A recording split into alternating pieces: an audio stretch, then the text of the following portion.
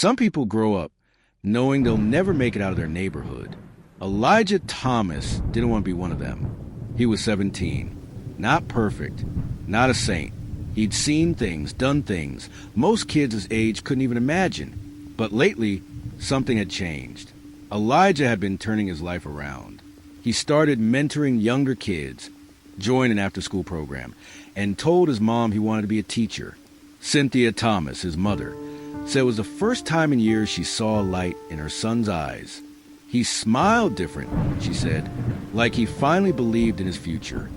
But on the night of November 14th, 2018, that light was snuffed out by 2 bullets. And worse than the murder was the silence that followed. It was a Thursday evening in Southside Chicago. The weather was cold, but the streets were active. Cynthia was cooking dinner, chicken and rice, Elijah's favorite, when he got a text. He glanced at it, hesitated for a second, then grabbed his phone and told his mom, "Be right back. Gotta meet someone real quick." "No coach?" she asked. "It's just 2 blocks, Ma. I'm good." Elijah left at 6:42 p.m. He never came back. At 6:58 p.m., neighbors heard 2 gunshots near the abandoned court behind Rosemont Street. No screams, no running, just silence. By the time Cynthia called his phone at 7:10, it was already too late. When police arrived, Elijah was slumped near a trash can, his hoodie stained red. 1 bullet pierced his chest. Another tore through his throat.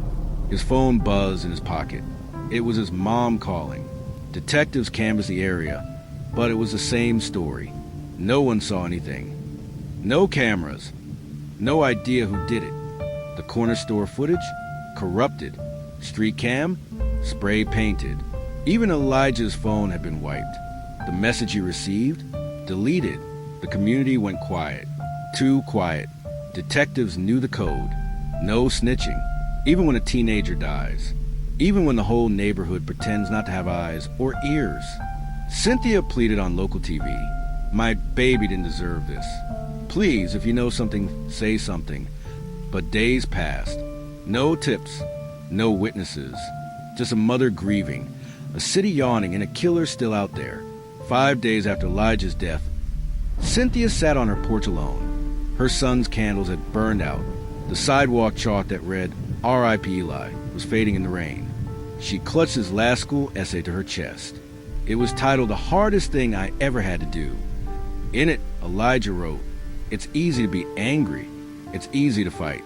What's hard is becoming someone your little cousins can look up to. That's what I'm trying to do. I want to be better. I have to be better." The tragedy wasn't just that he died. It was that he died trying to do better, and no one cared enough to say the truth. But then, on the 6th day, someone did. A 12-year-old boy named Marcus Lee walked into the 5th precinct with his aunt. Trembling, he handed officers a worn-out notebook with one name written inside, Jamal S. Carter. Marcus told detectives that Elijah had come to meet Jamal that night, that they'd argued, that Elijah had told Jamal he was done with the streets and wasn't going to ride anymore. "You think you better than us?" Jamal had said, "I'm just trying to live, bro." Then 2 quick shots. Marcus had seen it all, hidden behind a dumpster. He was scared, but Elijah had helped him with homework, helped him stay out of trouble. He couldn't stay quiet anymore. Within 48 hours, Jamal was arrested in the interrogation room. He didn't flinch, didn't cry, didn't ask for a lawyer, just said, "He switched up. I had to handle it." During trial, Jamal sat cold, arms crossed.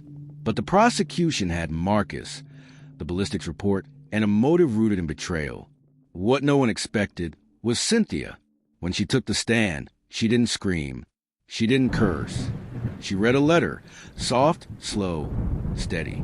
"You took my son's body, but you won't take my peace.